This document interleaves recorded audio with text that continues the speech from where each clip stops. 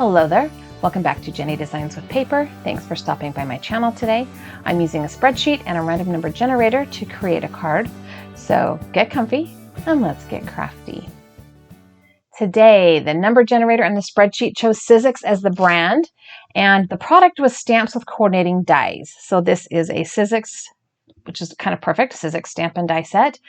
The card technique was not an A2 size card. So I will be making a mini slimline card. So I've got some pieces of cardstock here.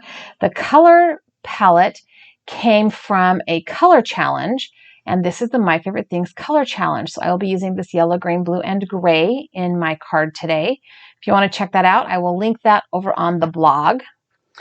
Also, it is supposed to be a love or anniversary card, and this card sentiment has this card stamp set has a Love You 10 stamp set, and the extra was Brad's. So I've got them in my stamp stash. I'm going to use them. The first thing I'm going to do is stamp all of the elements from this stamp set onto a piece of Neenah Classic Crest Solar White 80-pound cardstock. I originally cut this down to be the card front and then remembered I was supposed to use the dies. So yeah, it is what it is. I will be stamping with Honeybee Stamps Intense Black ink because it is Copic marker friendly. I will be coloring this Narwal with my Copic markers. I am going to stamp the sentiment on this scrap of gray paper. It says Love You Tons. I'm going to stamp it in white pigment ink. I think I grabbed my Concord and Ninth white pigment ink, and then I will dip it in white embossing powder and heat set that.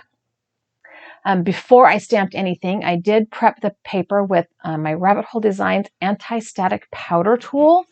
That prevents the embossing powder from sticking to anything but the ink. And I did ink that stamp up 2 or 3 times just to make sure that I had a good amount of ink on the paper. And because the fan in my craft room is going full speed right now, I did leave my misty lid closed until I was ready with my embossing powder, just so that ink did not dry back at all. So once I have, you can see, I'm sticking that in there multiple times, just making sure I've got everything covered. And then I went ahead and heat set that with my heat tool. For the coloring, I chose to color the Narwal in the aqua-ish color from the color challenge. So I'm trying to remember, and I totally did it backwards, FYI.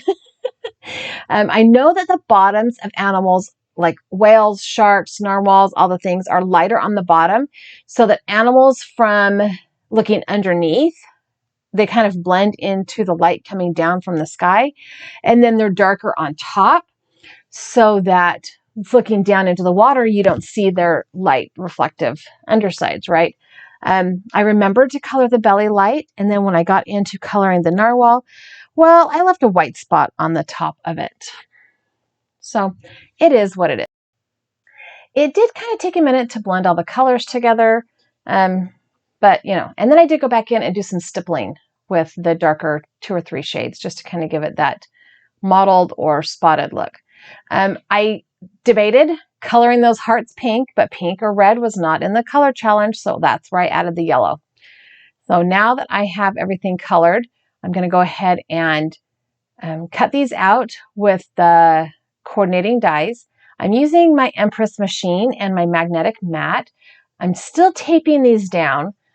The one thing about the Sizzix dies is that there's quite a bit more outline space than some. Now this is an old Sizzix set. I don't even know how long I've had this.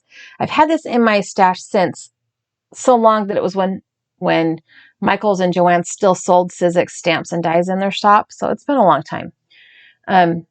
But the border is a little bit larger. So if you're off even a smidgen, it can kind of make it look really wonky. So I did go ahead and tape those dies in place, even though I think that on the sentiment, I might have been off a little bit, but that's okay. So my card base, which I totally forgot to zoom out here again, my card base is a piece of paper that is 7 inches by 6 inches. And I am putting the 7-inch side along the top of my scoreboard, and I'm scoring that at 3.5 inches so that I have a 3.5 by 6 inch finished card.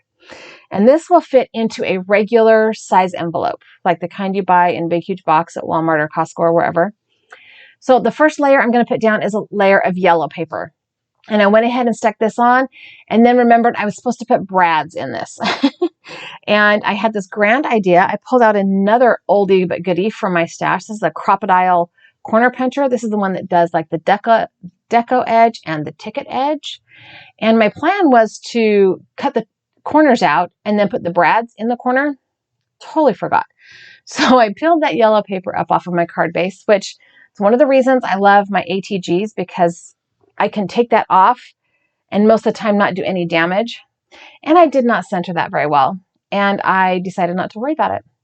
So once I had that paper down, I went ahead and poked a hole, kind of sort of in the center of that cutout in the corner, but kind of not really. Used my pokey tool and poked a hole, and then I pulled out this set of brads, and inside this little tray I have a whole bunch of colors, but I pulled out some aqua ones.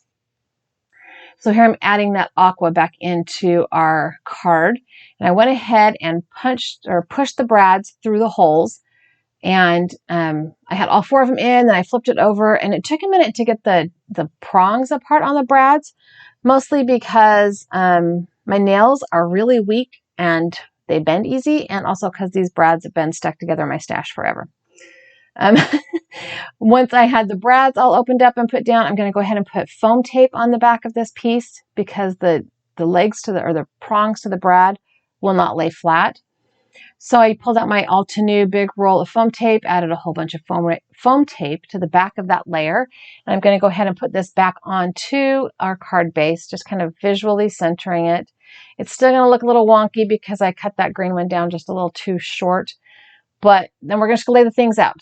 I've decided I'm going to use the bubbles coming up from the top, and then use the row of bubbles and hearts as kind of a underscore for the sentiment. It's a very simple card. I think all in, it took me 30 minutes. Once I had the product selected and found my color palette, it was like 30 minutes.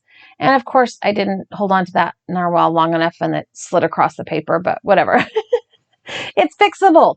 And Tombow Mono Glue dries back clear. So when I'm looking at the card in real life, there's a little bit of a shiny spot right there where the glue's kind of poking out from the tail, but it's clear. So whatever. I can take an adhesive eraser and remove that adhesive now that it's dry. I did trim down a piece of white copy paper to be like 3 inches by 3 3/4 inches to go inside the card. I probably cut it down, could have cut it a little taller, but whatever. And that's the whole card. So I hope you enjoyed watching this card come together. It was kind of a flash, super easy, fast card, but I have a couple other videos here that I think you will like as well. I have also added that subscribe button. If you haven't subscribed, I would love it if you did. Leave me a comment down below. Tell me if you knew that narwhals were real, because I've been seeing a lot of that on social medias lately. Give me a thumbs up if you liked the video, and have a really great day.